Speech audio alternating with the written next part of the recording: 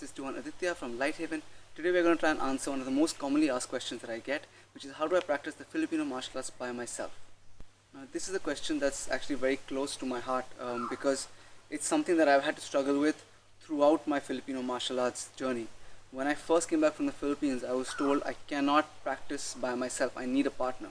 But the closest Pekiti group was 2.5 hours away from me. And so I had to find ways of effectively practicing by myself, doing all my drills solo. And the only way that I would be able to check if I was doing the correct thing was when I went back the next year to the Philippines and I trained with Grand Tuhon and I fought. Then I would come back and then I would add or tweak or subtract, do something to my training that may have needed to be changed. And then I would repeat the process, and that's how it went for many years. What I'm going to try and do with this video is try and give you the formula that I used, by which I sort of structured my practice. More important than maybe giving you drills, which are already there, enough drills on the channel. More important than giving you individual drills, I think, is to give you a formula by which you can structure your own training that will make it effective.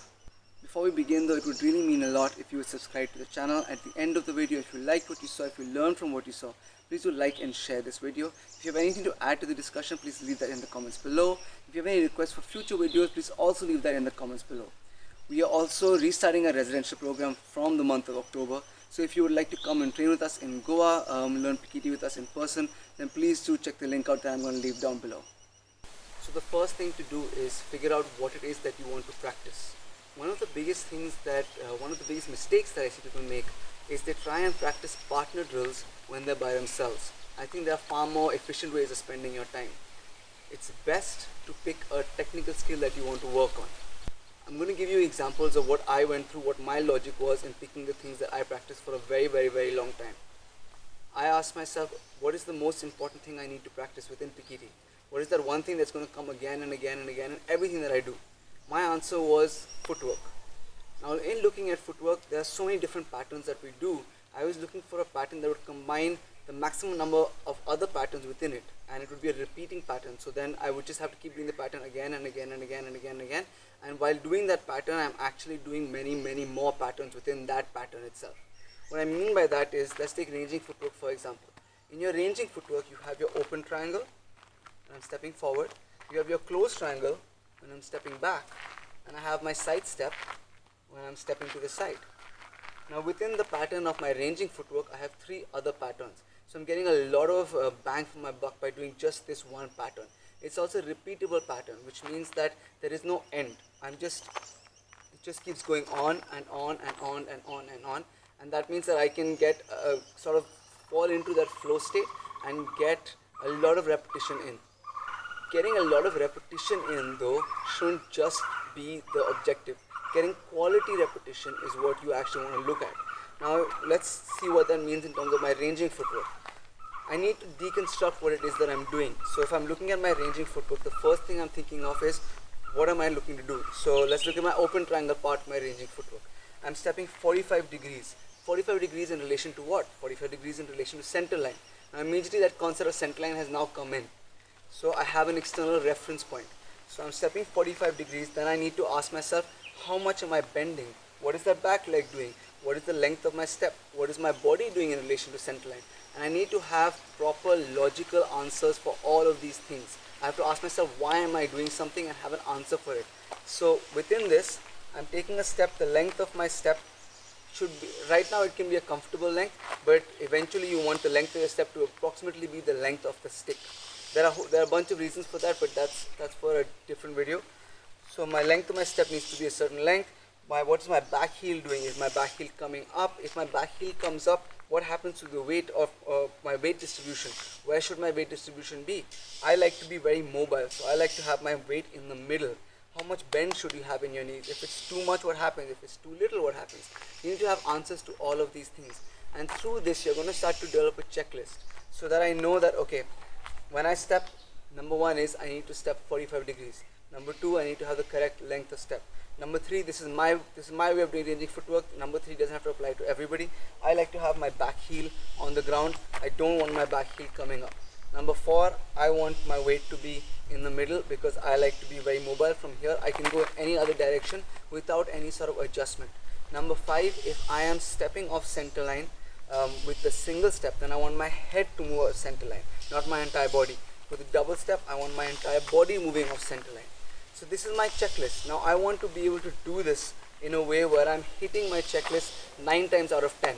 Once I have my footwork correct and down and consistently I'm doing it correctly, and this formula can be applied to any sort of footwork. You can break down your side stepping, you can break down your lunging footwork, anything you want, you can break it down using this formula I just gave you. Once you're doing your footwork correctly, then you want to add a striking pattern on top. So my question was, what is the most common striking pattern that you have? The answer I came up with was my angle 1 and my angle 2. By this point, I should be so comfortable with my footwork that it can be going on in the back of my head. I should be able to still, without thinking about it, be hitting my checklist, ticking off the things on my checklist. And now I'm going to focus on my striking. So my footwork is going to be sort of on autopilot, and I'm going to be focusing on my angle 1, angle 2. So when I'm focusing on my angle 1, angle 2, again I'm going to ask my same questions. What is it that I'm hitting? Where am I hitting? Etc. etc. For your striking patterns within Pekiti, you have the reference of the clock system. So you have 12, 6, 3, 9, and this can be used for any Filipino martial art, actually any weapon-based martial art. When I'm doing angle 1, angle 2, I'm thinking of hitting from 1 o'clock on the clock to 7 o'clock, 11 o'clock to 5 o'clock. That gives me a very fixed reference point. I'm going to step out 1 to 7, 11 to 5. Now I want to make sure my follow through is correct. I want to make sure the angle of my wrist is correct. 1 and 7, 11 and 5. 1 and 7, 11 and 5. 1 and 7, 11 and 5. I also want to make sure that what my other hand is doing is correct. I want my chambering to be correct. Right now we are treating our footwork and our striking as two separate skills. So my footwork is on autopilot and I'm focusing on my striking, only on my striking. Once you start to hit the checklist correctly on your striking, then we combine our footwork and our striking. We find that sort of bridge between them, and that bridge can be your relationship to center line and your timing. So what that means is, what is the timing from my step to my hit? If I'm stepping without hitting, I'm exposing myself to being hit. If I'm hitting without stepping, then I'm not going to reach my target. So I'm hitting as I step. Now from here, as I go back also, I'm going to be leaving empty space between me and my opponent, which he can fill. So as I step back, I want to be filling that space with a strike. So I hit as I step, hit as I step back, hit as I step, hit as I step back, hit as I step, hit as I step back, hit as I step, as I come back, as I step, as I come back. And I'm still hitting my 1 o'clock, my 11 o'clock. I'm still doing my follow through, my wrist angle is still correct. I'm still chambering, I'm still doing all of those things with my footwork, the correct checklist. I'm also hitting center line. I'm not hitting somebody over there and over there. I'm hitting center line. So using my timing and my targeting, my center line targeting, I'm combining, or I'm finding the bridge between my footwork and my striking and making it one big coherent drill. Make sure whatever you do in your right hand, you're also going to do in your left hand. Once you're comfortable with going single stick or single weapon, then you do the same thing but now double weapon. We're going to stick with the same example. Single stick, and then double stick. The same sort of example. I'm now just working both sides within the same drill.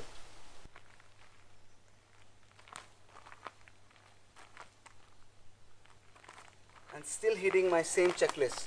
I'm still focusing on all of the things that I was supposed to focus on earlier. I just now have double weapons. That's the only difference. Whereas earlier I was working on one side at a time. Now I'm working on both sides within the same drill. This can apply to any weapon system. If I'm going double knife, I'm doing the same basic thing. It's the same drill. But now I need to focus, where am I putting my knife when the other knife is cutting? What is the correct angle? How much should I extend? How much should I not extend? All of these things I need to sort of figure out for myself.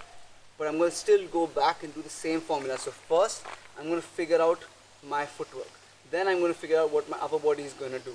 I need to first work out each of these skills individually and then find that bridge between them. So first, just working on my footwork. Just sorting out all of the issues with the footwork. Then when my footwork can be on autopilot, I add that striking pattern in there or that counter-attacking pattern in there. It can be really anything. It can be something. A couple of weeks ago, I did a double knife pakal drill where I was just doing circular lines. It can be just that. First, I'm going to work on my footwork, get that down perfect. and then on top of that I'm going to add this striking pattern or whatever pattern of your upper body is moving at.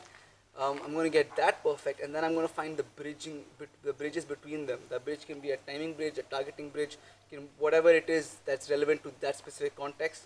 The more complicated the movement you're going to try and do, the more complicated technical work you're going to try and do, the bridges will probably change. What I don't want to do is I don't want to be trying to replicate necessarily a partner drill. So let's take Sabayan for example, right? I don't want to, when I'm doing Sabayan in the air by myself, as I'm imagining a thrust coming, I'm parrying that, I'm thrusting. That's going to be either my punyo with the stick, or it can be a slash. Someone is stopping their hand, they're giving me an angle one, I'm cutting and parrying. Then I'm going to thrust, they're going to hit me with that angle two, I'm going to stop it, I'm going to give the feet them that angle one for them to cut and parry. Now, Sabayan or any of these partner drills are made up of smaller individual technical aspects. So your thrusting, your angle one, angle two, your ability to follow one weapon with the other weapon, right?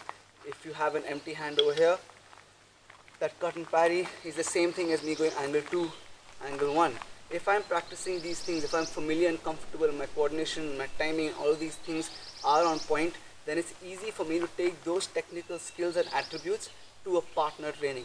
Solo training should not be a substitute for partner training, but a lot of us don't have, especially now in times of lockdown, don't have partners available to us. So solo training can take your fighting and your partner training, it can take that up a notch, it can help with that a lot. So in conclusion, the formula that I would advise is first pick something that you want to train, some sort of technical aspect that you want to train. Depending on what you're doing within your art, some sets already have footwork attached to them. Like let's say if I'm doing like Pasada, it already has a footwork pattern associated with it. So then first just work on that footwork pattern.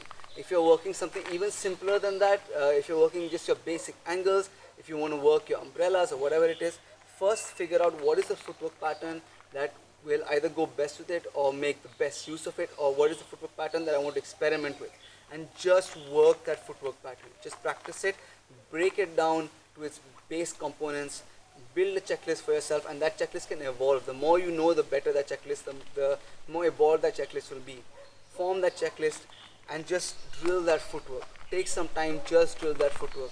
When you are able to do that footwork and when you're able to hit that checklist as like 9 times out of 10 without fail, then add the upper body striking portion to it. Now your feet are going to be in autopilot mode and you're going to be focusing on the breakdown that you've done for your striking or your upper body, whatever it may be, whatever it is you're trying to work on, you're going to be focusing on that checklist. Once you're able to do that checklist as well, then you find the bridges between the footwork and your upper body. And most often in the beginning, they're going to be timing bridges and center line bridges. What is the association, like what is the timing of me stepping and hitting? Where is my target? These are probably going to be the 2 most common bridges that you will find, but there'll be many, many more. Use this formula and you can sort of find your own drills for almost anything. But just remember, they need to be repeatable drills. It's not enough that you just do them once or twice and you're done. These drills need to be like a circle. They just come back to the beginning and you keep going and you keep going, you keep going, you keep going, you keep going, you keep going. And in my opinion, these drills should not tire you out too much. What we're looking for right now is to get as much repetition in, quality repetition in as possible. If I'm doing something that requires so much physical output that I get exhausted within 5 repetitions of 5 cycles, then I'm really not going to be making the most of my time here. That physical training should be separate, a separate strength and conditioning session. Right now we're working technique. So that's important to remember. You're working your technique and your attributes. Power training is different. Tire training, all of that stuff, solo training for that is different. This is technical solo training. So you want a repeatable pattern that doesn't take too much out of you, that you can basically build or work yourself into a flow that you can continue in like indefinitely. What I used to do is I used to put headphones in my ear and then I would just do the same pattern again and again and again and again. And what that would end up doing is that with every song change, the rhythm of my footwork, the rhythm of my striking would change to match that song. So I was also teaching my body to adapt to different rhythms, and that helped me a lot. Thank you guys so much for watching. If you liked what you saw, if you learned from what you saw, please do like and share this video. Please do subscribe to the channel. If you have anything to add to the discussion, please leave that in the comments down below. If you have any questions or any requests for future videos, please also leave that in the comments down below. All of these things really do help out the school. We've also just restarted our residential program. If you would like to live with us in Goa and train in Pekiti with us in person, please do check out the link I'm going to leave down below. Thank you and see you in the next video.